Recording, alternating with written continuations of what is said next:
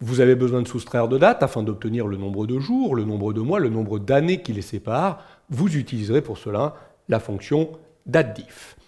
La fonction datediff, je vais l'utiliser ici pour calculer l'ancienneté en jours, l'ancienneté en années de ce salarié en fonction de sa date d'embauche et de la date du jour. Ça se mettra automatiquement du coup à jour. Je vais me placer ici dans la cellule et je vais utiliser la fonction tout simplement datediff, D-A-T-E-D-I-F, et je vais ouvrir la parenthèse. La fonction datediff, elle a 3 arguments. Le premier argument, vous irez toujours chercher la date la plus ancienne. Ici, il s'agit bien de la date d'embauche du salarié, en l'occurrence B2. Point virgule, on ira ensuite chercher la date la plus récente, en l'occurrence ici, la date du jour B1. Point virgule, le dernier argument, c'est simplement un code qui nous permettra de savoir si on veut récupérer un nombre de jours, un nombre de mois, un nombre d'années. Le code est un code textuel, il faudra donc le mettre entre guillemets. Et comme cette fonction, vous l'avez peut-être repéré, elle n'est pas documentée, vous voyez, qui ne m'a pas donné d'argument, eh ben, elle n'est pas non plus francisée.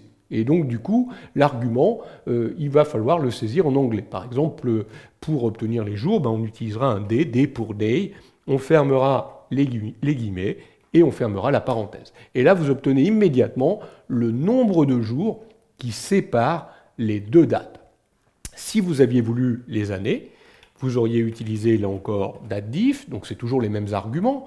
On va chercher la date d'embauche, point virgule, la date du jour, point virgule. Cette fois-ci, on utiliserait le code Y, entre guillemets, pour year, et on aurait bien le nombre d'années. Alors, ça fonctionne à la date anniversaire, hein, ça fait 10 ans, ça fera 11 ans quand on arrivera au 1er juin 2021. Si vous aviez voulu un nombre de mois, alors attention, c'est un nombre total de mois, hein. Donc là, vous auriez utilisé le M et vous auriez eu le nombre total de mois qui séparait ces deux dates.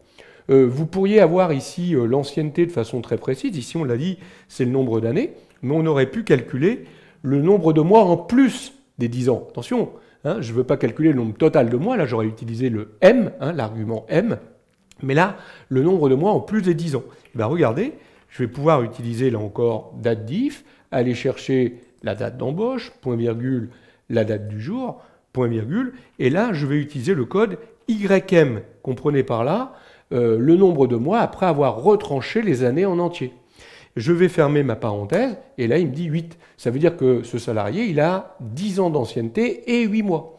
Et si je voulais le nombre de jours en plus de ces 10 ans et 8 mois, ben là j'utiliserai datediff toujours de mon argument correspondant à la date d'embauche, point virgule, la date du jour, et là le code que j'utiliserai, c'est tout simplement le code MD, hein, le nombre de jours après avoir retranché les mois. Voilà, là c'est très précis, ce salarié il a 10 ans, 8 mois et 25 jours d'ancienneté au niveau de l'entreprise. Vous voyez que la fonction datediff est très pratique dès lors que vous avez besoin de calculer une ancienneté en mois, en années, en jours séparant deux dates.